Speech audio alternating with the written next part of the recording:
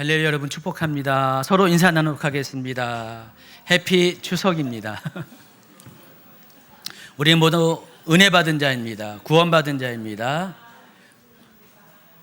우리 주임제교회는 분기에 한 번씩 성찬을 합니다. 그래서 분기가 시작되는 오늘이 10월 첫 주라서 성찬을 진행하고요. 또 첫 주가 안 되는 경우는 아마도 이제 4월 달에 고난주간이 있는 그 금요일 날 그때 성찬을 하고요. 그런 식으로 진행을 하고 있습니다. 오늘 설교 말씀은 계시록 21장 3절과 4절을 본문으로 초막절에 관한 설교를 합니다. 초막을 지나 영원한 장막으로라는 주제로 제목으로 말씀을 전해드리겠습니다. 계시록 21장 3절 4절 같이 읽습니다. 내가 들으니 보좌에서 큰 음성이 나서 이르되 보라, 하나님의 장막이 사람들과 함께 있으며 하나님이 그들과 함께 계시리니 그들은 하나님의 백성이 되고 하나님은 친히 그들과 함께 계셔서 모든 눈물을 그 눈에서 닦아주시니 다시는 사망이 없고 애통하는 것이나 곡하는 것이나 아픈 것이 다시 있지 아니하리니 처음 것들이 다 지나갔음이로라. 아멘. 제가 2주 전 나팔절 설교를 했습니다. 그때 왕이 오는 나팔소리라는 제목으로 나팔절의 의미에 대해서 설명해 드렸습니다. 그러면서 2주 후에 초막절이 오는데 그때도 제가 같은 맥락에서 말씀을 전해 주실 것을 예고를 했습니다. 그래서 오늘은 초막절에 관련된 의미를 여러분과 함께 나눈 시간을 갖도록 하겠습니다. 자, 그 전에 지난번에 했던 나팔절 설교를 한 번 더 점검하고 지나가는 시간을 갖습니다. 여러분, 구약 성경과 이스라엘 전통에서 나팔절은 나팔을 불어서 새해를 알리는 그런 특별한 의미가 있는 날이라고 말씀을 드렸습니다. 이날에는 총 4가지의 다른 소리의 나팔을 부르는데 첫 번째가 테키아라고 했고요. 두 번째가 테루아, 그리고 쉐바림, 그리고 테키아 그돌라, 이 4가지의 소리가 다른 나팔을 울린다고 했습니다. 이 4가지 나팔 소리 중에서 가장 중요한 것이 마지막 나팔인 테키아 그돌라입니다. 그래서 이 테키아 그돌라가 울리면은 바로 그 소리를 기점으로 나팔절이 시작이 되는 겁니다. 자, 그런데 이 나팔은요, 나팔절에만 불려진 것이 아니라 왕이 즉위할 때도 똑같은 4종류의 나팔 소리를 가지고 왕의 즉위를 알리는 그런 신호를 사용합니다. 그래서 이 마지막 나팔이 왕의 즉위식 때도 똑같이 중요합니다. 그래서 이 마지막 나팔 테키아 그돌라가 울려질 때 마지막으로 이제 왕이 즉위되었음을 모든 사람들 앞에 선포하는 그런 신호가 됩니다. 자, 이와 같이 구약 시대에서는요, 나팔 소리, 특히 마지막 나팔인 테키아 그돌라는 아주 중요한 사건을 알리는 용도로 사용했습니다. 새해의 시작을 알리고 또 새로운 왕의 탄생을 알리는 신호입니다. 자, 그러면은 이 소리를 들은 사람들은 어떻게 반응할까요? 새해가 되면 어떻게 여러분? 기쁘죠? 환호성을 칩니다. 와, 새해다, 새해다 하면서 기쁨의 환호성을 박수를 치면서 환호하죠. 자, 새로운 왕이 딱 즉위를 했습니다. 마찬가지로 새로운 왕의 탄생을 기뻐하면서 똑같은 환호성을 지르게 될 겁니다. 자, 그런데 신약 성경에서는 이 마지막 나팔 소리를요, 종말론과 연결시켜서 설명합니다. 마지막 나팔 소리는 세상을 심판하시고 다스리기 위해 오시는 예수 그리스도의 재림을 알리는 신호입니다. 여러분, 예수님이 다시 오신 것을 어떤 분들은 굉장히 두려움으로 생각하는 분이 있지만은, 그러나 성경이 말하는 예수님의 재림의 참된 의미는 실은 환호성을 치는 기쁨 사건입니다. 예수님께서 이제 더 이상 이 죄로 물든 이 세상을 그냥 놔두시지 않고 오래 참으셨지만 이제 심판하시고 마침내 새로운 나라, 예수님이 직접 통치하시는 천년왕국과 그 너머에 하나님과 함께하는 영원한 나라, 영존하는 나라를 가져오시기 위해서 재림하시는 것이 예수님의 재림의 의미입니다. 그런데 예수님의 재림할 때도 똑같아요. 마지막 나팔 소리와 함께 다시 오십니다. 자, 계시록 11장 15절입니다. 일곱째 천사가 나팔을 불매 하늘에 큰 음성들이 나서 이르되 세상 나라가 우리 주와 그의 그리스도의 나라가 되어 그가 세세토록 왕노릇 하시리로다 하니. 그래서 여러분 계시록 11장 15절도요, 이 구약적 배경을 알지 못하면은 아까 소개했던 나팔절과 관련된 두 가지 중요한 사건을 배경으로 알지 못하면은 이것을 이해하기가 어려운 거예요. 많은 분들이 계시록에 예수님의 공중강림이 마지막 나팔 소리와 함께, 여러분 데살로니가전서와 또 데살로니가 후서와 전후서와 또 다른 그 신약의 성경들 보면은 이 마지막 나팔과 함께 성도의 휴거가 있다고 말을 하고 있는데, 자, 그것이 계시록에는 정확하게 묘사가 되지 않고 있습니다. 그런데 이 계시록 11장 15절을 많은 분들이 바로 예수님의 공중 강림과 성도의 휴거의 사건에 말하는 어떤 그런 구절로 이해합니다. 근데 이게 좀 전에 설명한 이 나팔절에 대한 이해가 없으면은 그것과 연결시키기가 어렵다는 것입니다.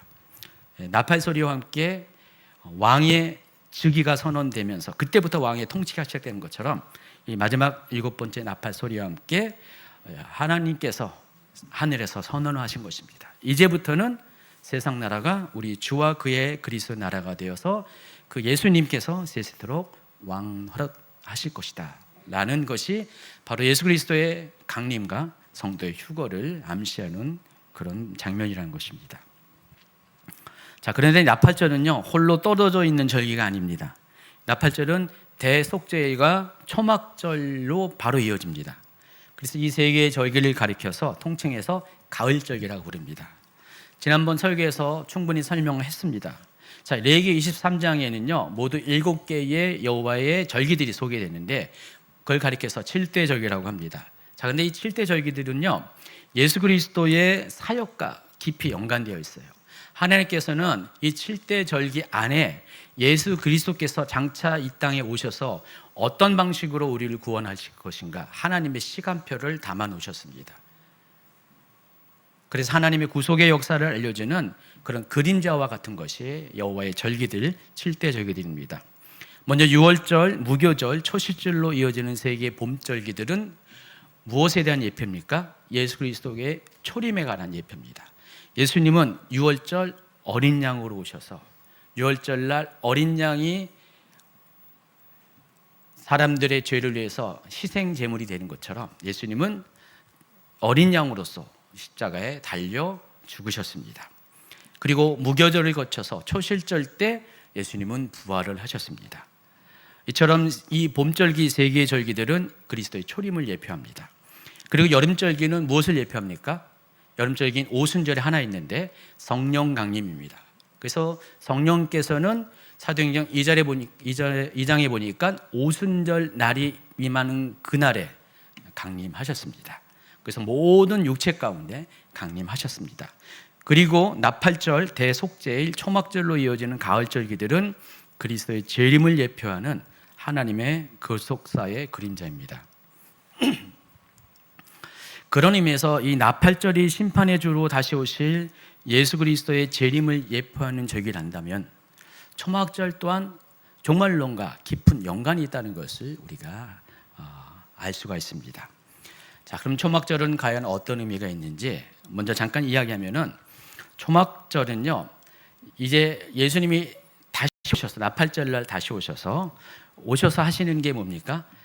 아마겟돈 전쟁을 통해서 이 세상에 대한 심판을 치르십니다. 그게 계시록 19장에 나와 있죠. 그리고 20장으로 넘어가면은 천년왕국이 펼쳐지게 됩니다. 이때 예수님은 천년왕국에서 왕으로 통치하십니다. 그리고 그 이후의 시간대에 21장으로 넘어가면은 새 하늘과 새 땅이 펼쳐지면서 하늘에 있는 새 예루살렘 성이 새로운 땅에 내려오면서 이제는 하나님이 직접 통치하는 하나님의 보좌가 펼쳐지는 새로운 세상이 펼쳐지게 됩니다. 이걸 가리켜서 영원한 왕국, 영존하는 하나님의 나라라고 표현을 하고 있습니다. 자, 그래서 이 초막절은 이 두 개의 사건을 예표하는 것입니다. 천년왕국과 영원한 왕국을 예표하는 것이 초막절입니다.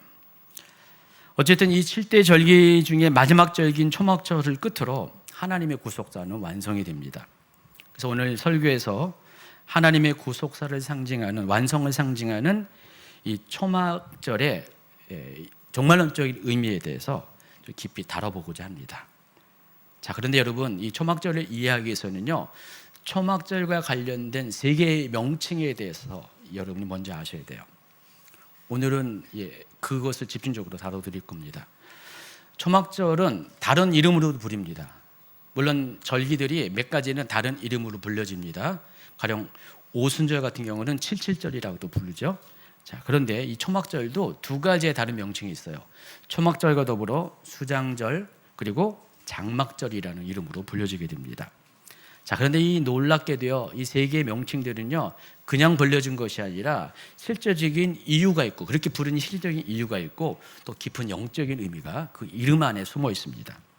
더 놀라운 사실은요, 이것은 하나님의 역사 진행과도 관련된 명칭들이라는 것입니다. 그래서 과거, 현재, 미래에 하나님께서 우리의 삶 가운데 어떻게 관여하는 것을 이 세 개의 명칭 가운데 하나님께서 잘 숨겨져서 우리에게 나타내 주고 계십니다.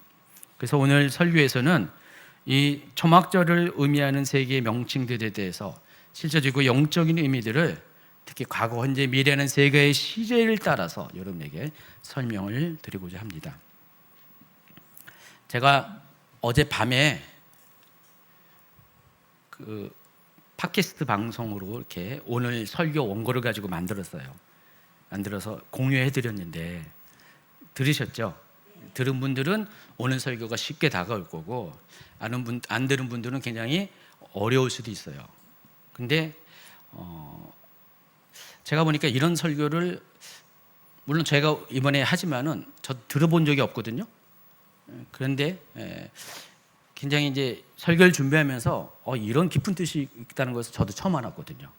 그래서 여러분, 어쩌면 낯설고 또 어쩌면은 하나님의 말씀의 이 깊이가, 숨겨진 깊이가 정말 놀랍다라는 것도 여러분이 동시에 고백하게 될 겁니다.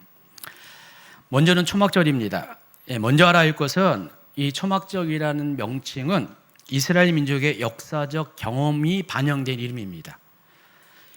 그래서 초막절이라는 이름 안에는요, 이스라엘 백성이 광야 생활을 어떻게 한 것을 반영하는 그 역사적 경험들이 녹아져 있습니다.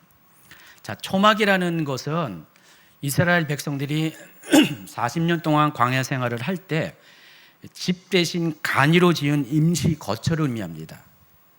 풀로 지은 막사를 의미합니다. 자, 이스라엘 백성은요, 광야 40년 동안 계속해서 움직여야만 했습니다. 때로는 오래 머물기도 했지만은 하나님의 움직이라 하고 하면은 움직여야 되고, 멈추라 하면 멈추는 그런 삶을 살았습니다. 당연히 돌과 흙으로 지을 수 있는 고정된 집을 지을 수가 없죠. 그래서 나무가지와 나뭇잎으로 덮은 간이 초막을 짓고 그곳에 머물러만 했습니다. 오늘날 우리는 텐트라고 이해하는 이 초막을 우리 생각에는 그냥 천으로 만들어 가지고요, 짝 피고요, 요즘은 아주 그냥 1분 안에 딱딱 뚝딱 이렇게 짓는 그런 텐트도 많이 있죠. 그런 텐트가 아닙니다. 그때는 그런 게 없었어요. 천을 구할 수도 없었고요. 어떤 식으로 졌냐면은 나무까지 한 2m, 3m 되는 좀 더 긴 나무까지가 있을 수 있죠. 그 나무까지를 다 모아가지고요, 그것을 얼기설기 엮어가지고요, 뼈대를 만듭니다. 그리고 그 위에다가 나뭇잎으로 덮습니다. 세상에 집도 그런 집이 없죠. 정말 형편없는 집입니다. 제가 호주 원주민이 살던 그런 방식을 체험하는 그런 현장에 잠깐 갔는데, 호주 원주민도요 그렇게 살더라고요. 뭐 인디언이나 뭐 이런 분들은, 몽골이나 거기는 좀 어느 정도 구조적으로 잘 갖춰진 천으로 둘러진 그런 게르와 같은 좀 이동집이지만 잘 갖춰진 그런 텐트에 살지만은 호주 원주민들은 형편이 없더라고요.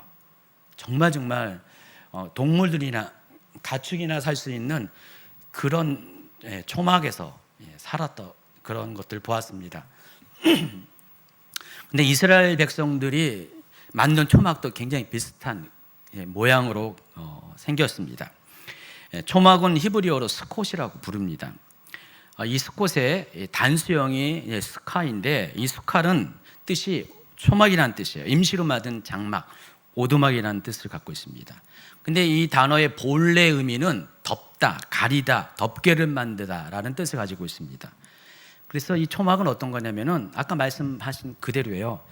자연에서든 이 나뭇가지나 나뭇잎으로 덮어서 만든 임시 거주지를 의미합니다.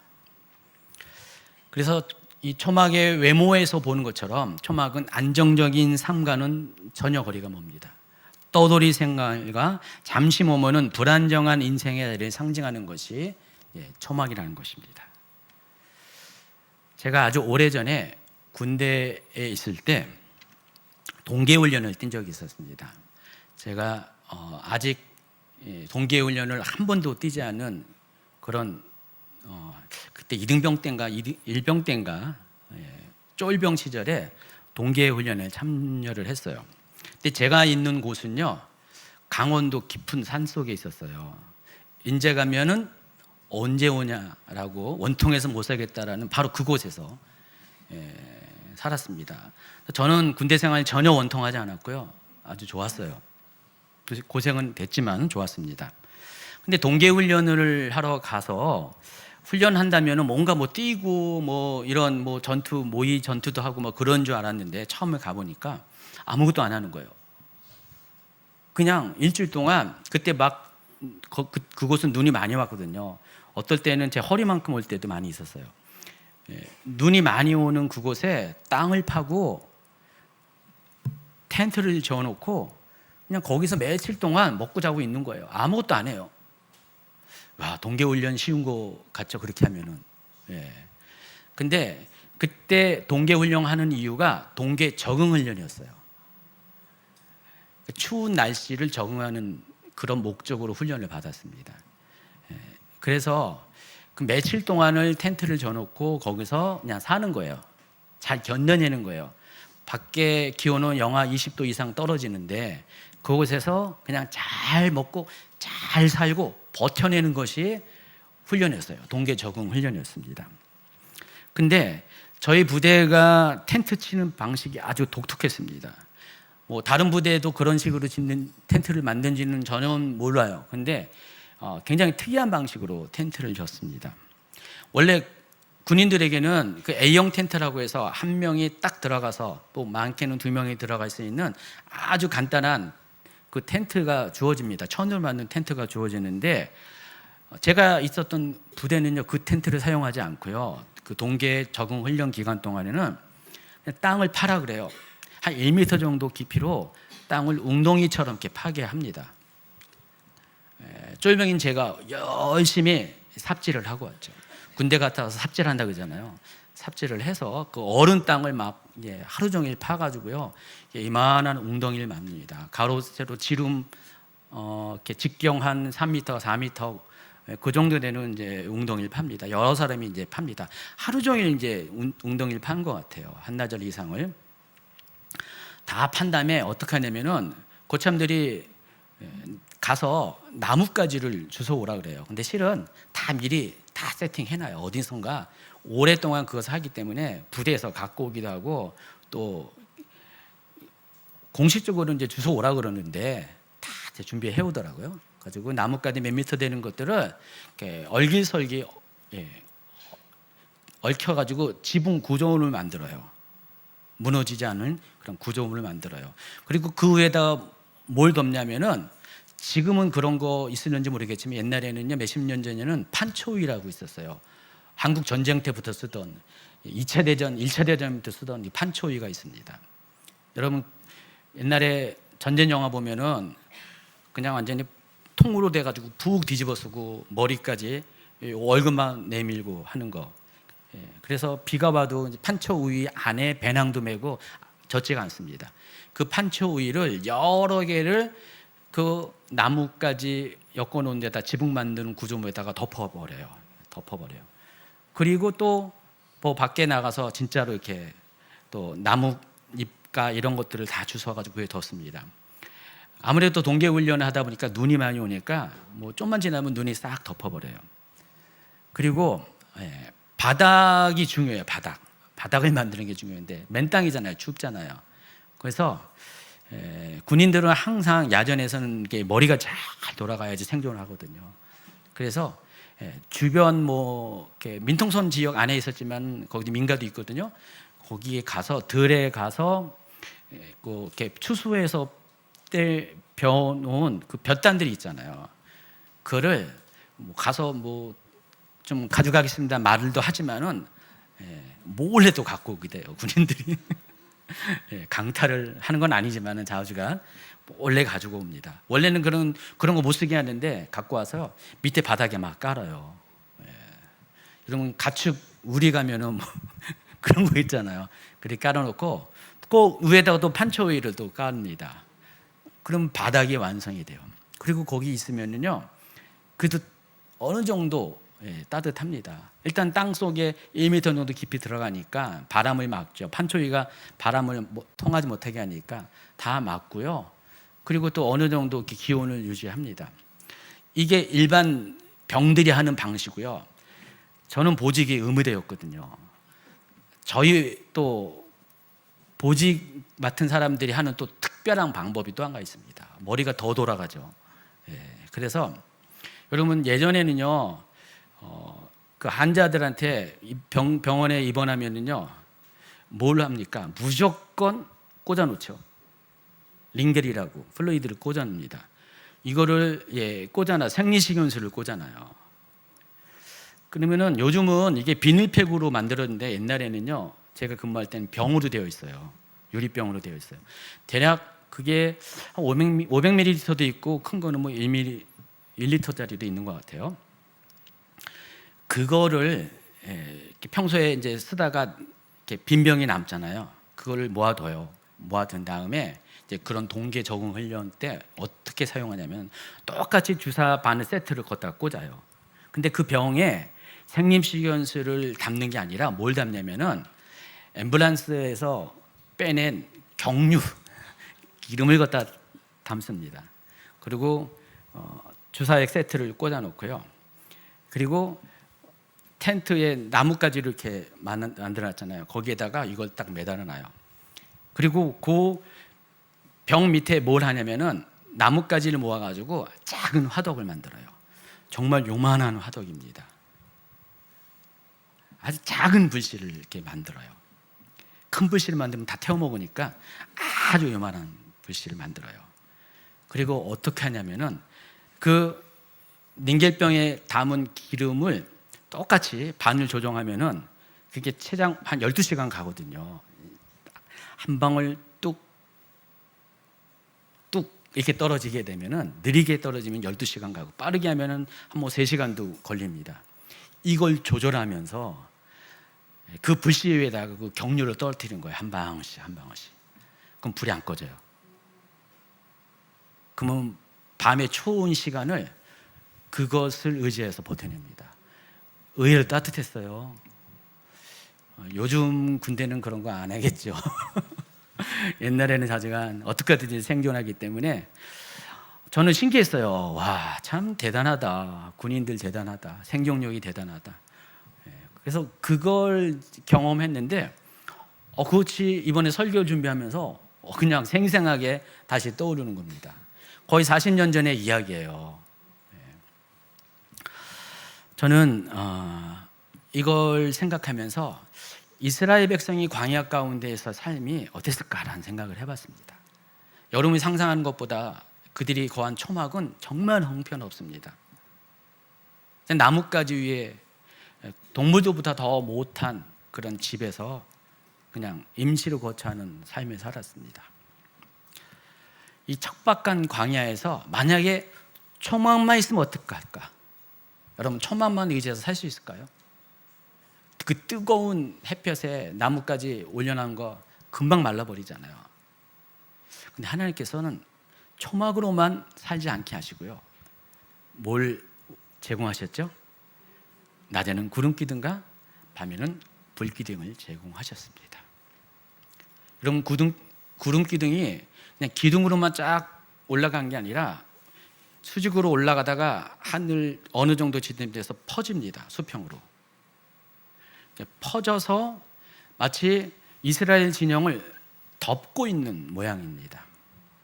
밤에는 그럴 필요는 없죠. 밤에는 그냥 불기둥으로만 존재해도 됩니다. 어쨌든 하나님은 낮에는 구름 기둥으로 그 더위를 가려 주셨고요. 그래서 나뭇잎이 마르지 않게, 말라 비틀어지지 않게 하셨고요. 그리고 밤에는 그 광야의 추위, 광야는요 0도까지 막 내려가요. 그래서 광야에서 저체온병으로 죽는 사람 많이 있습니다. 그 추위를 지켜주셨습니다. 어떻게 보면은 대단한 것 같지 않지만 대단한 거죠. 그래서 저는 군대 생활할 때 그 동계훈련에서 겪었던 그 체험과 이것을 오버레이시키면서 하나님께서 얼마큼 비록 하나님이 허락한 시간대에 광야의 삶을 통과해야 되지만은 그럼에도 불구하고 이스라엘 향한 하나님의 사랑과 배려가 얼마나 잔잔하게 흐른지를 확인하게 되었습니다. 초막절은요 그 시절을 떠올리는 겁니다. 과거 이스라엘 조상들이 그렇게 살아왔는데 고생만 한 게 아니라 하나님의 따뜻한 사랑과 배려가 있었다는 것, 보호가 있었다는 것, 지켜주심이 있었다는 것, 인도하심이 있었다는 것을 잊지 말고 기억하려는 의미에서 지키라고 명령한 것이 초막절이라는 것입니다. 레위기 23장 42절, 43절 같이 있습니다.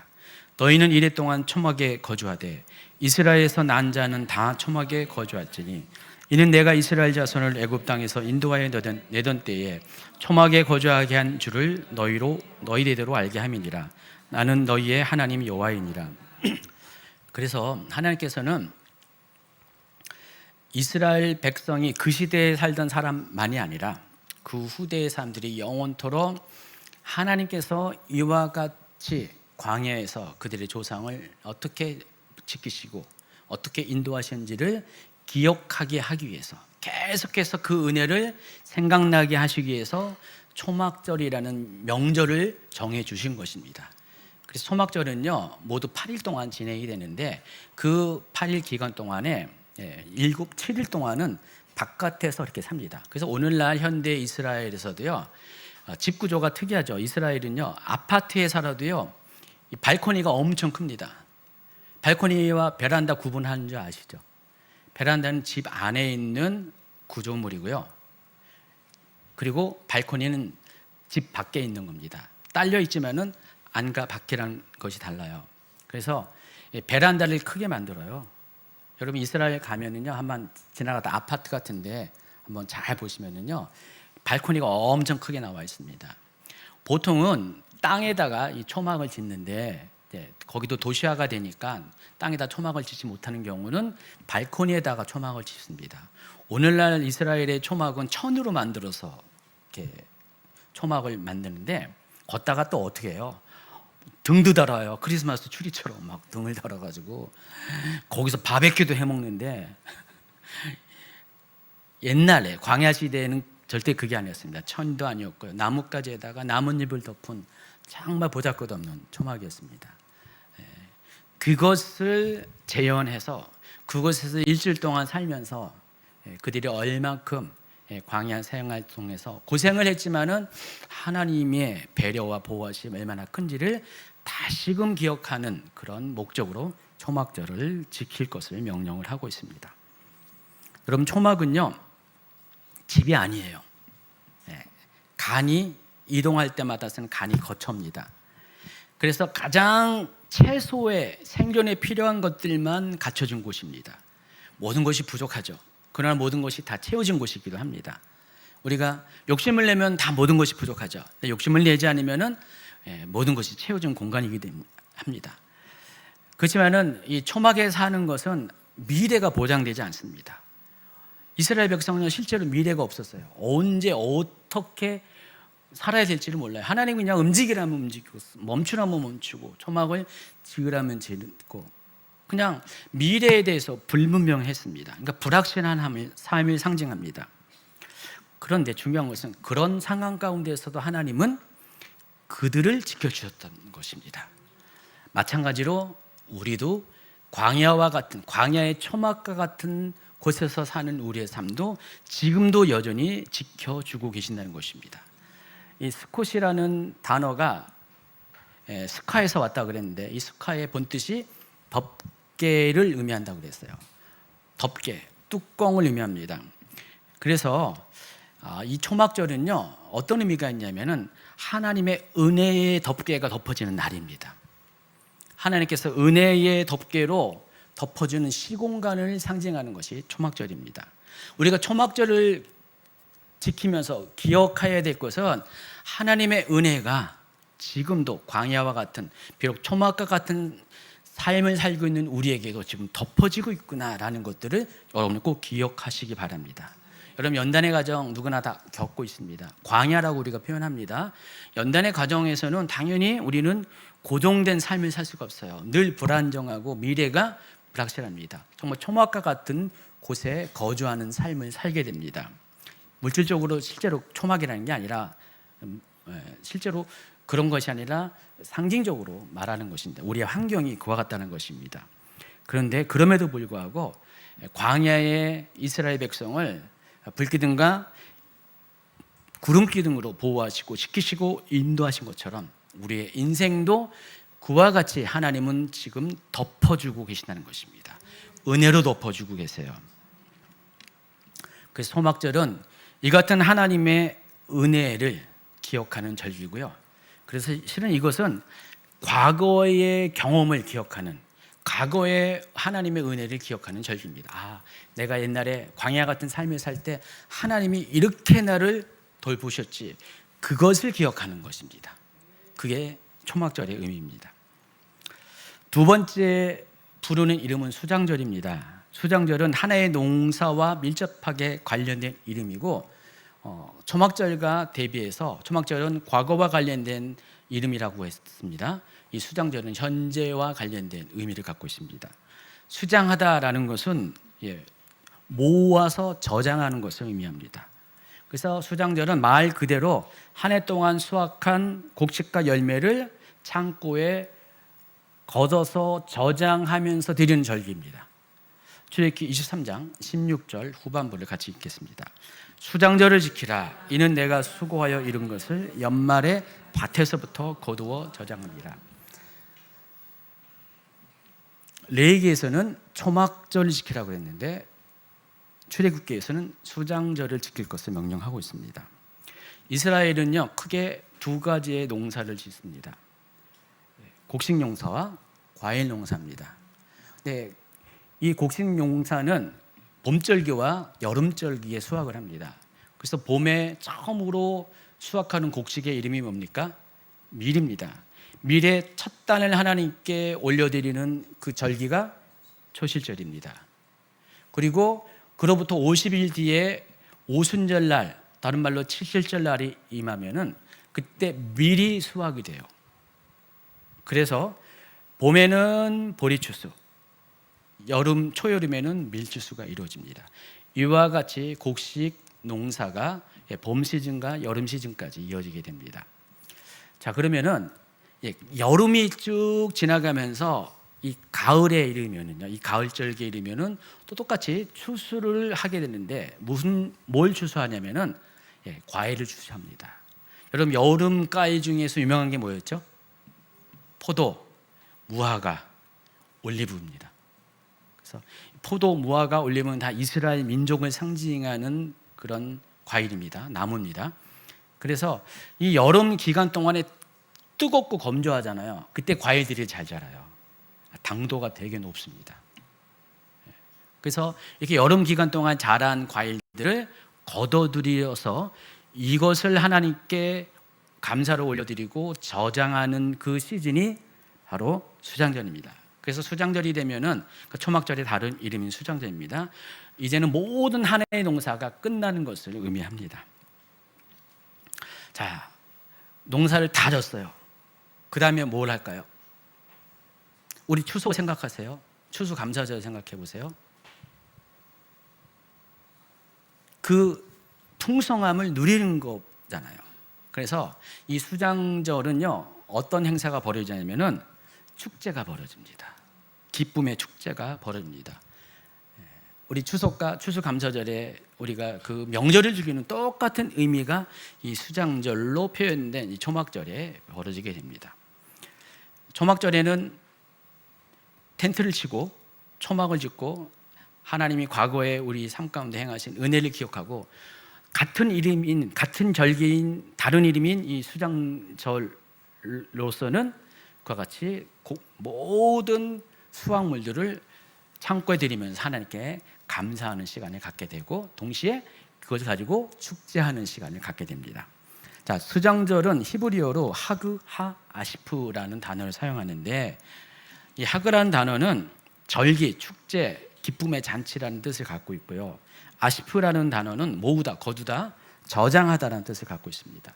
자, 그러면 하그 하 아시프라는 이 단어의 뜻은 이게 수장절로 번역을 했는데 어떤 겁니까? 문자 그대로 하면은 곡식을 거두어서 저장해서 그걸로 버리는 축제의 절기를 의미합니다.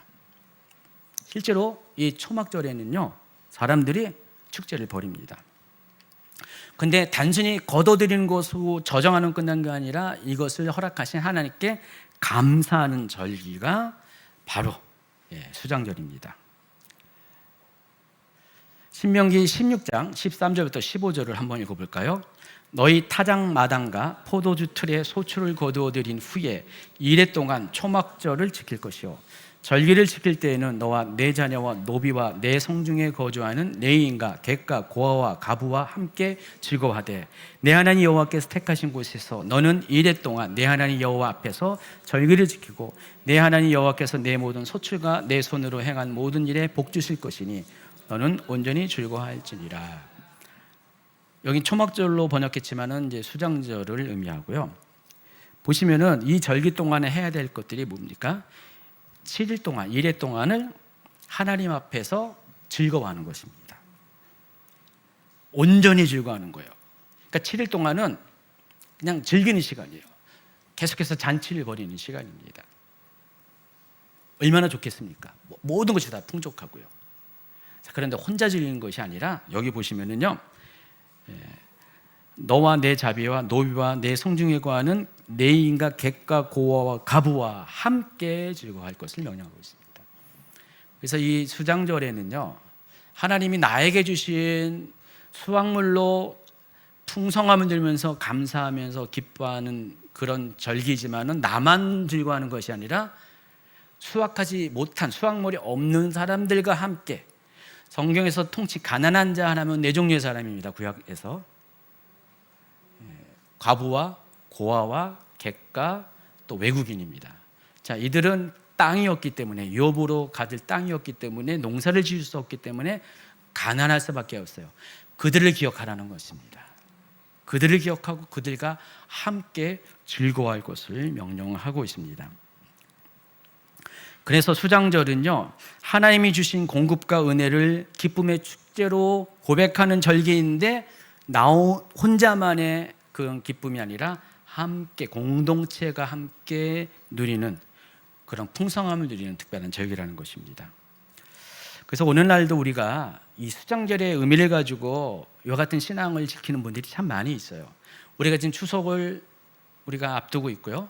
그리고 이제 미국 교회의 경험에 따라서 추수감사절을 우리가 또 우리 한국교회도 지키고 있습니다.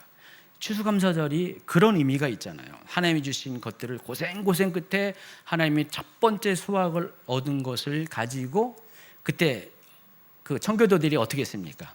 하늘에 감사할 때 인디언들을 초청해서 함께 축제를 벌였잖아요. 터키, 칠면조를 잡고요, 호박을 대령하고 그렇게 해서 그렇게 축제를 즐겼습니다. 오늘날도 지금 미국은 수백 년 전에 시작한 그 청교도의 그 전통이 그대로 신앙의 유산이 되어서 지키고 있습니다. 일반 사람들의 삶과 문화 가운데 그대로 그것이 지켜지고 있습니다. 예전에 이스라엘 민족은 초막절에 하나님이 수장절로 지키라고 했던 그 전통을 지금도 그대로 지키고 있어요. 똑같이 이웃과 함께 그 기쁨을 나누고 있습니다. 자, 그렇다면 우리도 이 초막절을 맞이하면서 우리는 우리의 명절이 아니라고 상관없다고 하지만은 하나님께서 여호와의 절기들, 하나님께서 직접 정해진 이 절기들이기 때문에 우리하고도 밀접하게 관련이 있거든요. 그래서 이때 어떻게 해야 됩니까? 하나님께서 주신 그 은혜를 감사하는 시즌이 되고, 또 은혜를 감사하는 것을 그치는 것이 함께 그것을 공유하고 나누고 기쁨을 또 누리는 그 시간으로 보내야 된다는 것입니다. 여러분, 지금 누리고 있는 건강, 가정, 직장, 먹을 것, 입을 것, 그 모든 것 하나 주님이 주시지 않으면 우리는 소유할 수도 없고 누릴 수가 없습니다. 1년 동안 우리는 힘들다 생각하면서 살아왔지만은 뒤돌아보면은요, 정말 그때 우리는 잘 살아왔어요. 하나님이 때마다 앞서서 행하셨어요. 하나님은 여러분 모두를 하나님의 자녀로 삼으셨는데, 뭐 어떤 자녀는 풍성히 주신 것 같고 어떤 자녀는 야박하게 주신 것 같지만은 하나님이 그때 그 사람들마다 성장의 단계에 따라서 꼭 필요한 만큼의 연단을 주시고 또 그에 따른 공급을 주셨어요. 중요한 것은 하나님이 여러분 절대 굶기지 않으셨다는 것. 뭐가 없어서 아무것도 못하는 상황 가운데 빠지지 않게 하셨다는 것. 우리 교회 성도 중에서 어려운 분들이 있잖아요. 제가 보면은 뭐 먹고 사시지? 직장도 없고 걱정될 때가, 인간적으로 걱정될 때가 많이 있어요. 근데 살고 있어요. 올해도 살아오셨어요. 나중에 이제 개인적인 간증을 들어보면은요, 많아요. 하나님이 이런저런 손길을 통해서 공급해 주시고, 오히려 늘 내가 벌어서 내 노력으로 많은 풍성함을 누리는 그분들보다 더 만족감이 더 큰 분들이 많이 있습니다. 순간순간 그 하나님 의지하면서 누리는 그 은혜가 정말 크더라고요. 어쨌든 여러분, 한 해를 돌아보면서 이 수장절이라는 이름을 통해서 여러분이 계속해서 하나님에 대해서 생각하셔야 돼요. 지금까지 공급해 주신 여호와 일의 하나님, 공부자 되신 하나님, 그냥 공급한 게 아니라 풍성하게 공급하신 이 하나님을 기억하면서 때마다 일마다 하나님께 감사하는 그 시간이 바로 수장절의 그 시간이라는 것입니다. 특히 이 수장절은 현재와 관련이 있다고 했습니다. 초막절은 과거와 관련이 있다면 수장절은 현재와 관련이 있습니다. 현재의 은혜를 감사하는 절기가 바로 수장절이고, 여러분, 과거의 은혜만 감사하는 것이 아니라 현재의 은혜에도 감사하는 것이 여러분 초막절, 다른 말로 수장절과 관련된 이 명절을 지키는 신앙의 본질이라는 것입니다. 이제 세 번째로 장막절에 대해서 소개하고자 합니다. 성경은 이 장막절이라는 단어를 종말론적 의미로 사용합니다. 그래서 이 장막절의 이 배경을 잘 살펴보면은 이게 장차 도래할 아까 제가 소개했죠, 천년왕국 또 영원한 하나님 나라, 그 하나님 나라, 장차 완성된 하나님 나라의 그림자로 하나님이 우리에게 장막절을 허락하셨다는 것입니다. 자, 오늘 설교 본문인 21장 3절 한 번 더 읽도록 하겠습니다. 내가 들으니 보좌에서 큰 음성이 나서 이르되 하나님의 장막이 사람들과 함께 있음에 하나님이 그들과 함께 계시리니 그들은 하나님의 백성이 되고 하나님은 친히 그들과 함께 계셔서. 3절 중간에 보면은 하나님의 장막이 하나님과 사람들과 함께 있다고 했습니다. 여기서 말한 이 하나님의 장막이 뭘 의미하면은 바로 영원한 하나님 나라를 의미하는 것입니다. 계시록 21장은요, 21장 1절부터 새하늘과 새 땅이 열리고 새 예루살렘이 하늘로부터 내려오는 걸로 시작합니다. 그 안에서의 삶에 대해서 이제 설명하는 것이 3절부터거든요. 그래서 이 하나님의 장막은 영원한 하나님의 왕국, 영존하는 하나님의 왕국을 의미합니다. 여러분, 지금 천국은 어디에 있습니까? 하늘에 있죠. 삼층천에 있습니다. 눈에 보이지 않는 물리적인 공간이 아닌 눈에 보이지 않는 그런 하나님이 계신 곳이 삼층천입니다.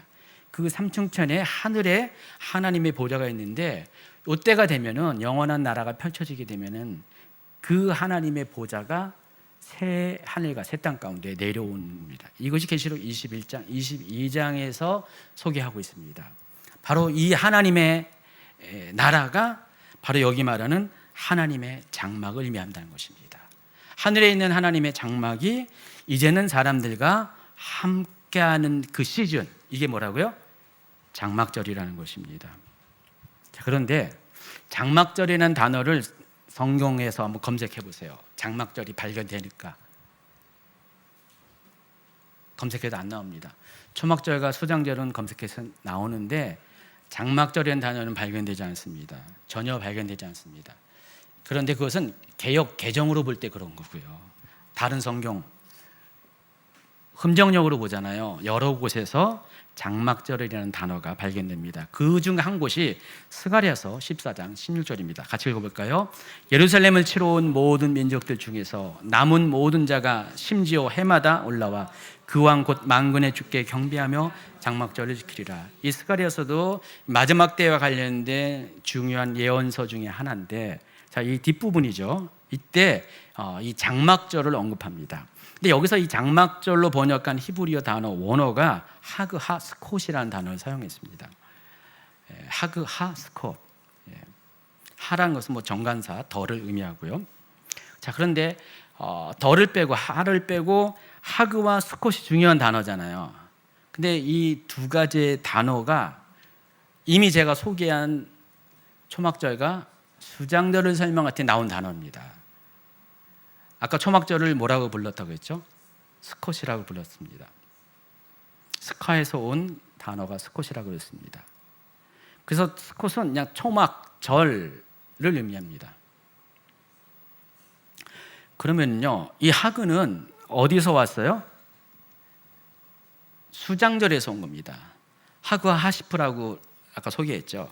그래서 하시프는 저장하다, 모으다는 뜻이에요. 근데 이 하그는 축제, 절기, 그것을 의미합니다.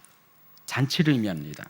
자, 그러면은 이 장막절, 하그와 스콧이라고 불리는 번역, 그것으로 부르는 이 장막절은 두 가지의 의미가 포함되어 있다는 거예요. 초막절의 의미와 수장절의 의미가 합쳐진 것이 장막절이라는 뜻입니다. 그래서 여러분, 초막절을 통해서 우리는 과거의 은혜를 경험하죠. 그리고 수장절을 통해서 현재의 감사를 우리가 또 고백하죠. 자, 그러면 장막절은 어떻게 합니까? 이 과거의 은혜와 현재의 감사를 통해서 우리가 거기에 머무는 것이 아니라 미래를 향합니다. 바로 영원한 미래로 이어지는 절기가 바로 장막절입니다. 그 미래의 영광이 예수님과 함께하는 천년한 걸 말하고요. 또 하나님의 보좌와 함께하는 영원한 왕국을 말하고, 우리가 장막절이라는 것은 바로 그 미래에 펼쳐진 하나님의 나라를 소망하는 절기, 그것이 장막절이라는 것입니다. 자, 그때가 되면은 여러분은 더 이상 떠돌이의 삶을 살지 않습니다. 고정된 삶을 살게 됩니다. 더 이상 초막이 아니라 영원한 거처에서 하나님과 함께하는 삶을 삽니다. 여러분, 계시록 21장, 22장에 묘사되는 그 나라의 영원한 나라에 대한 것을 보면은요, 완벽한 곳입니다. 모든 것이 완벽하게 채워지는 곳입니다. 제가 종종 얘기하지만 옛날에 오래전에 천국에 대해서 막 묘사를 하면서 어떤 목사님들이, 특히 부흥 강사 목사님들이 천국의 상급에 대해서 막 이야기하면서 이 땅에서 그냥 하나님을 제대로 잘 섬기지 않고 그냥 겨우 벌거벗은 신앙으로 사는 사람들은 천국에 가면은 집이 주어지는데 초가집이더라. 열심히 충성된 사람은 아주 기와집이더라. 좀 나은 버전은 뭐 빌딩으로 묘사되기도 하고요. 근데 제가 알고 있는 성경적 원리에 의한 천국은 초가집 없어요. 모든 것이 다 완벽한 것입니다. 아무리 신앙이 수준이 낮은 상태에서 예수를 믿고 천국에 간 초보자 할지라도 그 상급으로 지어진 모든 것은 기본적인 것이 다 완벽한 겁니다. 금으로 되어 있고요. 진주문, 뭐 묘사, 계시록에 보면 다 묘사하잖아요. 그걸 여러분 다 상징도 포함되지만 실제가 그렇다는 것입니다. 생명수의 강, 달마다 맺혀지는 그 12과일들, 치료하는 잎사귀, 그 모든 것들, 거긴 또 어둠이 없잖아요. 하나님 빛이시기 때문에, 실제적인 빛이기 때문에 그 빛에 의해서 천국은 더 이상 해와 달의 비침이 쓸데없는 곳이 하나님의 나라입니다. 영원한 나라입니다. 하나님께서 그곳에 우리 모두를, 여러분 모두를 초대합니다. 바로 그것을 꿈꾸는 곳이 바로 장막절입니다. 바로 그와 같은 삶을 예표하는 것이 장막절이라는 것입니다. 계시록 21장 4절이 있습니다. 모든 눈물을 그 눈에서 닦아주시니 다시는 사망이 없고 애통하는 것이나 곡하는 것이나 아픈 것이 다시 있지 아니하리니 처음 것들이 다 지나갔습니다. 이 영원한 나라의 특징은요, 그냥 물질적인 채움만 완벽한 것을 끝난 것이 아니라 그것은 더 이상 인간이 겪어야 되는 애통과 아픔과 슬픔, 심지어 죽음도 없는 곳이 영원한 하나님의 나라입니다. 하나님의 장막은 그런 곳입니다. 지금 우리가 초막에 걸쳐 사는 삶을 살고 있습니다. 임시적인 초막처럼 우리의 인생은 지금 그러한 삶을 살고 있어요. 그 차이예요. 나뭇가지 하나가 더 있냐, 더 풍성한 나뭇가지를 덮고 있냐. 아무리 따져도 영원한 하나님 나라에 있는 장막과는 비교할 수 없는 초막과 같은 삶이 우리 모두의 삶입니다. 이 세상에 아무리 부요가 있고요, 아무리 많은 권력이 있어도 우리 이 땅에서의 삶 다 초막과 같은 삶이라는 것입니다. 따라서 언젠가는 무너져요. 지금 튼튼해 보여도 결코 무너질 것 같지 않아도 우리는 무너집니다. 또 성경은요, 우리 육체를 가리켜서 또 장막으로 비유하기도 합니다. 우리 장막은요, 언젠가는 다 무너지게 되어 있어요. 아픔 앞에, 병 앞에, 죽음 앞에 우리는 무너질 수밖에 없어요. 그러나 중요한 것은 장차 우리가 거할 영원한 참된 장막인 하나님의 나라는요, 더 이상 불안정하거나 무너질 위험이 없는 그런 나라라는 것입니다. 하나님은요, 이것을 약속하셨어요. 그리고 새로움을 약속했습니다. 계시록 21장 5절 전반부에 보면은요, 원고에 없는 내용입니다. 보좌에 앉으신 이가 이르시되 보라, 내가 만물을 새롭게 하노라. 영원한 하나님 나라에서는요, 모든 것이 영어로 표현하면 리뉴얼이 됩니다. 완전히 새로워집니다. 그냥 뜯어 고치는 것이 아니라 완전히 새로워지는 거예요. 하나님은 우리가 이 땅에서 입고 있던 우리의 지금의 장막을 다 무너뜨리시고요, 완전 새로운 곳으로 우리를 재탄생시키게 됩니다. 그래서 우리가 부활할 때는요, 완전히 새로운 육체로 부활하게 됩니다. 이전의 모습과는 완전히 다른 육체로 우리가 부활하게 될 겁니다. 하나님 나라는 그런 사람만 들어갈 수가 있죠. 그냥 우리의 옛 육체를 가지고 들어가는 것이 아니라 새로운 육체를 가지고 완벽한 새로운 육체를 가지고 들어가는 것이 하나님 나라입니다. 장막절은 이와 같은 소망을 주는 절기입니다. 이와 같은 미래에 대한 그 기대감을 주는 것이 장막절입니다. 여러분 맨날 초막절만 지키고요, 아이고 지금까지 지내온 것, 그건 초막절 신앙이죠. 그리고 현재에 주신 축복을 감사하는 것은 수장절에 머문 신앙인데, 최종적인 것은 장막절의 신앙을 가져야 돼요. 구약의 성도들은요, 이 장막절을 보지 못했어요. 초막절과 수장절에 머물렀어요. 그러나 신약의 성도들은 예수 그리스도 안에서 이 장막절을 누리게 될 것입니다. 그것이 여러분과 제가 누리게 될 우리의 미래라는 것을 아시기 바랍니다. 고린도후서 5장 1절입니다. 같이 있습니다. 만일 땅에 있는 우리의 장막집이 무너지면 하나님께서 지으신 집 곧 손으로 지은 것이 아니요 하늘에 있는 영원한 집이 우리에게 있을 줄 아니라. 이 사실 그대로 믿습니까? 그러므로 우리가 비록 초막과 같은 삶을 여전히 살고 있다 할지라도 하나님께서 우리에게 약속하신 우리의 미래는 초막이 아니라 장막이라는 것을 기억하고 이 땅에 있는 무너질 집이 아니라 결코 무너지지 않은 하늘에 있는 영원한 집인 것을 기억하고요. 그 은혜를 붙잡는 저와 여러분이 되시기를 예수님을 축원합니다. 기도합니다. 하나님 감사합니다.